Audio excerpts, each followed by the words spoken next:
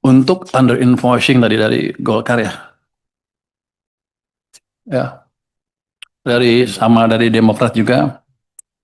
Apa yang sudah saya lakukan? Apa kita santai-santai aja setelah ada temuan seperti itu di lapangan? Jadi sekarang kita sedang revamp itu bea cukai kita, termasuk seluruh sistem IT-nya.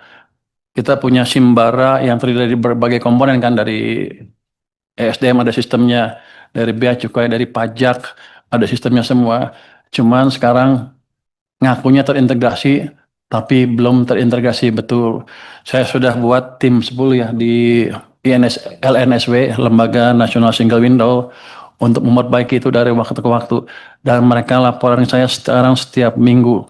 Progresnya seperti apa? Sudah lebih baik, mereka dapat temuan-temuan baru, tapi belum sampai ke level yang ideal. Di Bea Cukai juga sistem IT-nya kita perbaiki sekarang.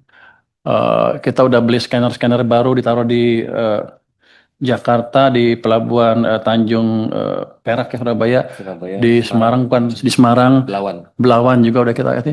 Tapi biasanya di sana kan scanning di sana aja udah. Saya mau tarik begitu di scanning dapat gambarnya, dapat langsung ke pusat. Jadi pusat bisa melihat langsung barangnya apa. Dan ada langkah lagi biasanya sih kalau udah dideteksi di lapangan, ditanya harganya berapa, apa pas nggak harganya segala macam, biasanya di lokasinya di sana di tempatnya di Tanjung Perak atau di Semarang atau di Belawan. Sekarang kita akan tarik ke Jakarta, di mana yang memutuskan hanya Jakarta, sehingga daerah nggak bisa main-main lagi. Itu sistemnya sedang kita kembangkan. Mungkin Maret tahun depan sudah berjalan dengan penuh. Jadi kita keluarkan cukup banyak sumber daya untuk memastikan itu berjalan. Karena kalau ke bea cukai kan sudah clear. Saya bilang ke mereka, kalau Anda nggak bisa perbaikin dalam waktu setahun dari kemarin, ada kemungkinan besar bea cukai akan dirumahkan seluruh pegawainya. Kalau tak, jadi mungkin dia dirumahin aja sampai pensiun, nggak dibayar. Nggak tahu dibayar apa nggak? Mau nggak kita bayar lah. Rugi gua kalau bayar loh. Tapi dengan semangat seperti itu, saya pikir orang kita cukup pintar kalau digebuk sedikit, gebuk banyak juga, apalagi kalau digebuk banyak. Jadi dengan ke depan harusnya penyelundupan permainan HS score akan berkurang secara signifikan. Kalau nol sih nggak mungkin kan kelihatannya ya. Ini kan kita nggak hidup di dunia yang ideal. Akan berkurang secara signifikan. Untuk yang tadi juga yang yang PAME, itu sekarang udah kita panggil tuh pengusaha PAME di seluruh Jakarta, di Indonesia ke Jakarta. Kita bilang ke mereka aturan kita begini, begini, begini. Kita nggak akan deviate dari aturan itu. Anda siap-siap aja. Kalau Anda mau berbisnis terus, ikut aturan kami. Kalau enggak, saya hajar dia.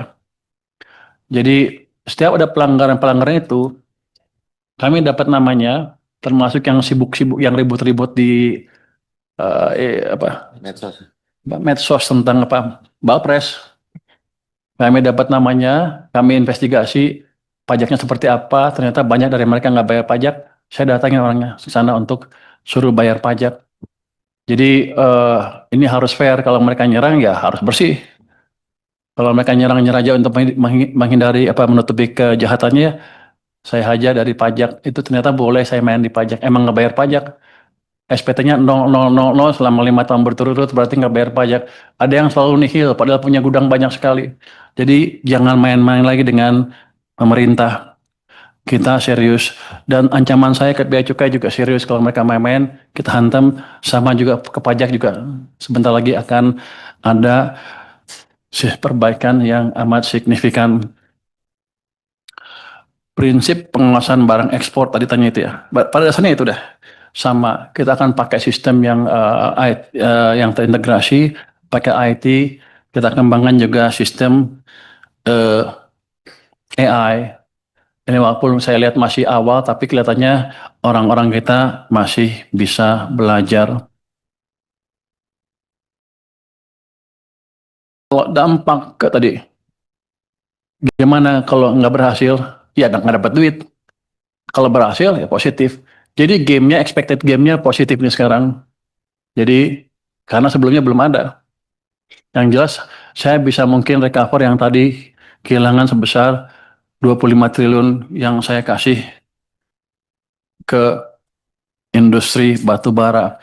Rupanya industri batu bara cukup canggih sehingga mereka bisa melobi pemerintah pada waktu itu, kalau undang-undang dan DPR, sehingga hal ini bisa lolos. Mungkin waktu itu pemerintah kurang bisa berhitung, ya. Jadi kita dirugikan sebesar itu dan aneh. Jadi ke depan akan seperti itu.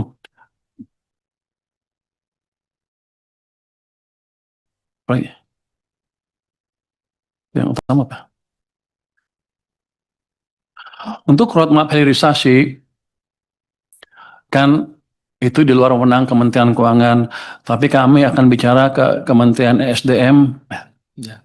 ini bosnya Pak Ketua nih, untuk meminta membuat hilirisasi seperti apa ke depan, dan kami siap mendukung 100% langkah-langkah yang akan dibuat oleh beliau. Ada satgas? Ada satgas. Sudah ada satgas hilirisasi, tinggal kita dorong aja. Ada anggota dari kita? Pak Menteri SDM sebagai Saya Pak.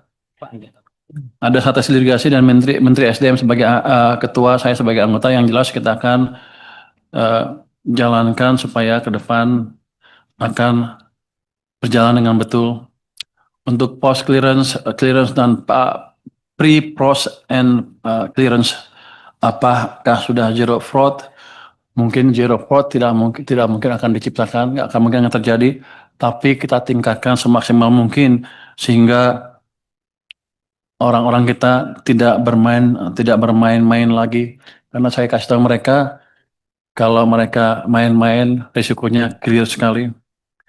Untuk HS number biasanya kalau batu bara kan ada berat dan kalorinya.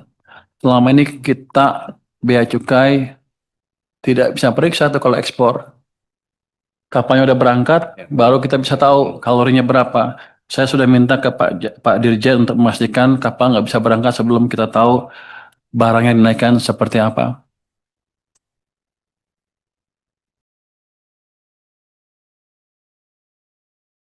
Mungkin demikian. Oh, dari Pak Dolfio ya. Defisit tadi, pengurangan defisit. Nanti Kak, dari Pak Dolfio kami akan lengkapin tadi roadmapnya seperti apa sih untuk downstream industrinya dengan satgas hilirisasi tadi. Nanti saya akan itu dan saya akan pastikan berjalan, apalagi kalau ada industri yang mau masuk atau perusahaan besar yang mau masuk. Saya tahu kita udah 2 kali gagal gara-gara ketidakjelasan posisi kita dalam mendukung hilirisasi ini. Untuk dari Pak Fauzi Amro, untuk minuman manis dalam kemasan, kenapa saya tidak presentasikan sekarang? Memang kami belum akan menjalankannya. Kami akan jalankan dan mulai memikirkannya ketika ekonomi sudah dalam keadaan lebih baik dari sekarang. Saya pikir kalau ekonomi sudah tumbuh 6% lebih, kami akan datang ke sini untuk mendiskusikan cukai seperti apa yang pantas diterapkan. Kalau sekarang saya pikir ekonomi masyarakat belum cukup kuat. Mungkin demikian.